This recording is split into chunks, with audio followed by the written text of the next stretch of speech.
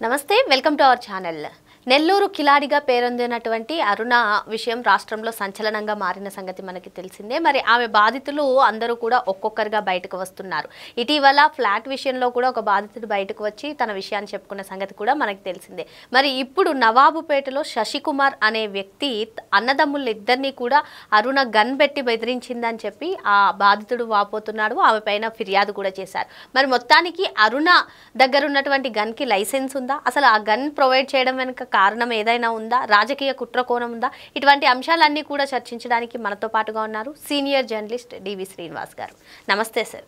నెల్లూరు కిలాడిగా పేరొందినటువంటి అరుణ విషయాలు సంచలనంగా మారాయి సార్. ఒక్కొక్కటి కూడా పోలీస్ కస్టడీలో ఆమె ఉండగా నేను హోమ్ మినిస్టర్ని అవ్వాలి అనుకుంటున్నానని చెప్పినటువంటి తీరు కానివ్వండి, లేదంటే ఆమె బాధితులు అరెస్ట్ అయిన తర్వాత ఒక్కొక్కరుగా బయటకు వస్తున్నారని మనం చెప్పుకోవచ్చు. మరి ఇప్పుడు శశికుమార్ అనే వ్యక్తి బయటకు వచ్చి నవాబుపేటలో ఆమె పైన ఫిర్యాదు చేయడం, మరి గన్ పెట్టి బెదిరించిందంటూ ఆయన చెప్పడం ఏ విధంగా చూడాలంటారు? అసలు ఇంతకీ ఈ గన్కి లైసెన్స్ ఉందంటారా, లేదు అంటే 2019 నుంచి 2024 వరకు కూడా వైసీపీ వాళ్ళ హస్తంతోనే ఈమె ఇంత ఇదిగా పేటరేగిపోయిందని కూడా చెప్తూ ఉంటారు. మరి ఈ గన్ కూడా ఎవరు ప్రొవైడ్ చేసి ఉంటారు? అందరూ అయితే అనుమానం వ్యక్తం చేస్తున్నారు. మీరేమంటారు? Jagan culture, gun culture, gun కల్చర్లో నిడిగుంట అరుణ గన్ పౌడరా? అంటే అమెరికాలో గన్ కల్చర్ ఎక్కువ. అక్కడేంటి, చిన్నపిల్లలు కూడా తుపాకీలు తీసుకుని స్కూల్కి వెళ్తారు, ఎవడన్నా పెన్సిల్ లాక్కున్నా రబ్బర్ లాక్కున్నా కాల్చి పారేస్తారు. అట్లాగే మరి జగన్మోహన్ రెడ్డి సీఎంగా ఆంధ్రప్రదేశ్ గన్ ప్రదేశ్గా మారిందా? అంటే జగన్ కన్నా ముందే అరుణ గన్ వస్తుందా? గన్ కన్నా ముందు జగన్ వస్తాడు అని చెప్పింది రోజా. ఆ సంగతి ఏమో కానీ జగన్ కన్నా ముందు అరుణ గన్ వస్తుందా? జగన్మోహన్ రెడ్డి ఏం మాట్లాడతాడు? 2.0 అంటున్నాడు, సినిమా చూపిస్తా అంటున్నాడు. జగన్ సీఎం అయితే మళ్ళీ నేనే హోమ్ మినిస్టర్ అని ఏమంటోంది. ఎవరు? నిడుగుంట అరుణ. ఆమె అసలు ఆల్రెడీ నియోజకవర్గం కూడా ఖర్చీఫ్ వేసింది. ఏది? గూడూరు నియోజకవర్గంలో మరి ఎటు హోమ్ మినిస్టర్ ఎస్సీకే ఇస్తారు, ఎస్సీల్లో నాకన్నా బాగా మాట్లాడేవాళ్ళు లేరు. అంటే ఎలా రౌడీ షీటర్లు ఎమ్మెల్యేలు అయ్యారు, అవుతాం, మినిస్టర్లు అయ్యారు, అవుదాం అనే ఒక ఇది వచ్చిందంటే ఏదైనా జగన్మోహన్ రెడ్డి మాత్రం రౌడీల్లో గుండాల్లో మొరాలిటీ బాగా బిల్డప్ చేశాడు. దాన్ని మొరాలిటీ అనొచ్చా? అంటే ఒకటి, మాది రాజ్యం, ఏది అటు పోలీసుని మడిచిపెట్టారు, ఇటు రాజకీయ నాయకుల్ని దాసోహం చేసుకున్నారు, రౌడీలే రాజులుగా మారారన్నమాట. ఆంధ్రప్రదేశ్ రౌడీ ప్రదేశ్ అయిపోయింది. నియోజకవర్గానికి ఒక గ్యాంగ్ను పుట్టించాడు. అంటే 175 గ్యాంగులు అన్నమాట. ఎవరు gangster? Gang leader Jaganmohan Reddy.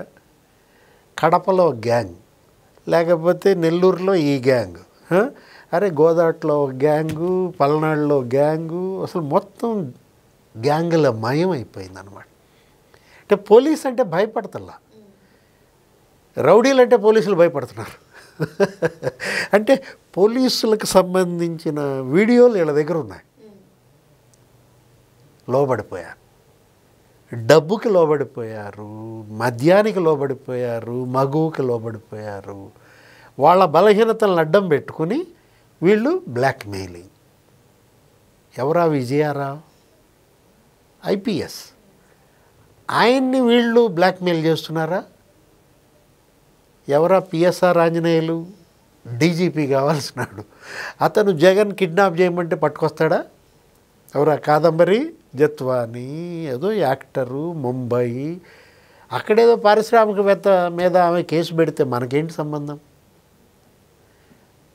అంటే ఆమెను అక్కడ కిడ్నాప్ చేసి ఇక్కడ పట్టుకొచ్చి ఇక్కడ 43 రోజులు ఆమె తల్లిని, తండ్రిని, ఆమెని చిత్రహింసలు పెట్టి ఆ కేసు విత్డ్రా చేస్తే ఈ కేసు విత్డ్రా చేస్తాం.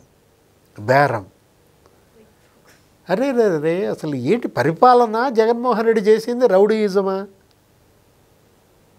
సీఎంఓనే రౌడీ అడ్డాగానా? ఇప్పుడు అరుణ గన్ అనగానే నాకు గుర్తొచ్చింది పాయింట్ బ్లాంక్. విక్రాంత్ రెడ్డి ఎవరు? జగన్మోహన్ రెడ్డి తమ్ముడా? సుబ్బారెడ్డి కొడుక? కేవీ రావుని పాయింట్ బ్లాంక్తో బెదిరిస్తారు, ఆయన్ని సీఎంఓకి పిలిపిస్తారు. సీఎంఓనేమో అసలు ఇంట్లోనే పెట్టుకుంటాడు, సెక్రటేరియట్ అయితే ఇవన్నీ తెలుస్తాయి బయటకు వస్తాయని చెప్పి 3600 కోట్లంట. ఏది కాకినాడ పోర్టు, కాకినాడ సజ్జు పాయింట్ బ్లాంక్లో రాంచి పారేసుకున్నారు. సార్ సాధారణ మహిళగా ఏదో బొటిక్ నడుపుకునే అక్కడి నుంచి కూడా ఇప్పుడు ఇంత అధికారులతో ఇంత పరిచయాలు, ఒకరిని గన్ను పెట్టి బెదిరించడం వరకు వెళ్ళిందంటే ఏ విధంగా చూడాలంటారు? ఆ ఫ్లాట్ ఖరీదు 28 లక్షలు అంట. ఆ అపార్ట్మెంట్ యజమాని బెదిరించింది 3 లక్షలు, అపార్ట్మెంట్ కొట్టేసింది. అంటే జైల్లో శ్రీకాంత్, జైలు బయట అరుణ, 400 మంది రౌడీలంట. గూడూరు, సుళ్ళూరుపేట, నెల్లూరు జిల్లా, అటు తిరుపతి జిల్లా, చిత్తూరు జిల్లా ఒడిసి పట్టారు. అరే ఇళ్ల స్థలాలు కబ్జా, పొలాలు కబ్జా, గన్, అదేమంటే గన్ అనమాట. ఆయన ఎవరో గోరట్ల మాధవ్ గుర్తొస్తాడు. ఆయన కూడా ఈ చైతుని ఇలా రివాల్వర్ లాగా పెట్టాడు. ఎవరికి? కియా సీఈఓకి. కాంట్రాక్ట్లు ఇస్తావా చస్తావా, క్యాంటీన్ ఇస్తావా చస్తావా, నేను చెప్పిన వాళ్ళకి ఉద్యోగాలు ఇస్తావా చస్తావా. పారిశ్రామికవేత్తల్ని బెదిరించారు. సోలార్ పవర్ ప్లాంట్ యజమానులు, అతను ఎవరో వైఎస్ఆర్ కాంగ్రెస్ పార్టీ నాయకుడు, టీవీ డిబేట్లకు కూడా వస్తుంటాడంట. రివాల్వర్తో బెదిరించాడు. దేనికోసం? క్యాంటీన్ కోసం. అంటే క్యాంటీన్ కాంట్రాక్టుల కోసం గన్తో బెదిరిస్తారా? అంటే ట్రాన్స్పోర్ట్ కోసం గన్తో బెదిరిస్తారా? అంటే గన్ రాజ్యం వెళ్ళింది, జగన్ కాదు రాజ్యం వెళ్ళింది. ఆ 5 ఏళ్ళు గన్నే పరిపాలించిందనమాట. భయం భయం భయం, భయపెట్టారు, బెదిరించారు. అసలు మామూలుగా సెటిల్మెంట్లా ఒక డాన్, జగన్ కాదు ఆయన అంటే డాన్నా. అరే ఎక్కడికక్కడ నువ్వు విన్నావా ఎప్పుడన్నా? బ్లేడ్ బ్యాచ్ అంట, లేకపోతే చెడ్డీ గ్యాంగ్ అంట, గడ్డం గ్యాంగ్ అంట. గడ్డం గ్యాంగ్ అనగానే నువ్వు గుడివాడ అంటావు. అరే నియోజకవర్గానికి ఒక గ్యాంగు బ్యాచ్, అసలు ఎలా ప్రజల్ని భయపెట్టారు, భయభ్రాంతులకి గురి చేశారు, ఒక రకంగా భీతావహం చేశారు. కకావికలమైపోయిందనమాట ఆంధ్రప్రదేశ్, రౌడీ ప్రదేశ్. సార్ మీరు చెప్పినట్టుగా గడిచిన 5 ఏళ్ళు కూడా గడ్డం batch, blade batch, gun batch ఇవన్నీ కూడా చూస్తూనే ఉన్నాం. మళ్ళీ ఇప్పుడు వచ్చి గొడ్డలతో వస్తాము అంటున్నారు. అసలు 11కి ఎందుకు పరిమితం అయ్యో చూడకుండా మళ్ళీ మేమే వస్తాం, ఈసారి గొడ్డలు పట్టుకుని వస్తాం, టీడీపీ వాళ్ళని లేపేస్తాం, ఏంటి ఈ వ్యాఖ్యలన్నింటినీ కూడా ఏ విధంగా చూడాలంటారు? కాసు మహేష్ రెడ్డి, ఆయన వైసీపీ మాజీ ఎమ్మెల్యే. ఆయన నిన్న అదేంటి బాబు గ్యారంటీ, బాబు షూరిటీ, మోసం గ్యారంటీ అనే ప్రోగ్రాం అంట. దాంట్లో మాట్లాడుతూ ఇప్పుడు కర్రలతో వస్తున్నాం, రేపు గొడ్డళ్లతో వస్తాం.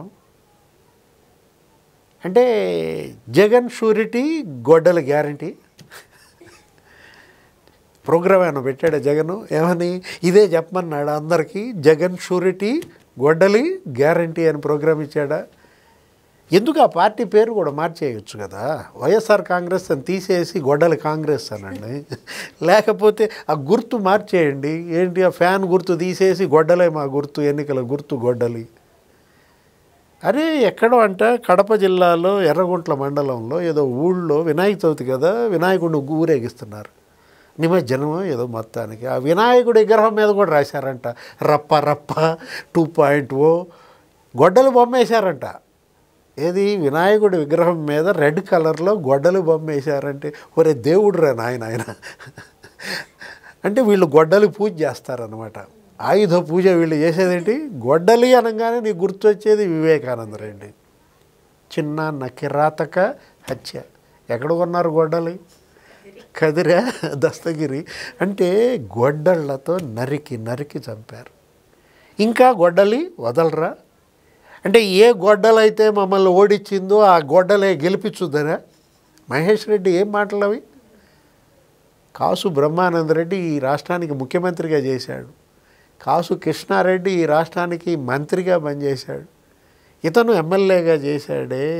ఆ కుటుంబం నుంచి వచ్చి గొడ్డలి భాష అంటే జగన్తో చేరావు కాబట్టి చెడిపోయావా? అంటే వైరసా? జగన్మోహన్ రెడ్డి ఒక వైరస్ లాగా మారి ఏదో జగోనా అనేవాళ్ళు కరోనా లాగా అతన్ని ఈ గొడ్డళ్ళ గోల. అంటే ఒకటి మీరు ఇలా మాట్లాడటం ద్వారా భయపెట్టడం ద్వారా జనాన్ని ఓటేస్తారా? ఏదో బాలకృష్ణ సినిమా డైలాగ్ గుర్తొస్తుంది, నువ్వు భయపెడితే భయపడటానికి నేను ఓటర్ని కాదురా షూటర్ని అంటాడు. అంటే ఓటర్లు నువ్వు గొడ్డలు చూపిస్తే నీకు భయపడి నీకు ఓటేస్తారా? ఏం చెప్తున్నాడు మహేష్ రెడ్డి ఆ మాటల ద్వారా? ఏం మాట్లాడుతున్నాడు? జగన్కి మేలు చేస్తున్నాడా కీడు చేస్తున్నాడా? ఇప్పుడు మీ పార్టీని నరికి పారేశారు. ఒక రకంగా చెప్పాలంటే గొడ్డళ్లతో ప్రజలు ఓటర్లు వైఎస్ఆర్ కాంగ్రెస్ పార్టీని 151 నుంచి 11కు నరికేశారు. ఎన్ని గొడ్డల దెబ్బలు పడ్డాయి? 140 దెబ్బలు పడ్డాయి. అంతే కదా, 151లో 140 గొడ్డల దెబ్బలు పడితే 11 అయింది. ఆ 11 కూడా నరకాల? నరుకుడు పార్టీ, చంపుడు పార్టీ, దురదృష్టం. మరో అంశంతో మళ్ళీ కలుద్దాం. Thank you sir.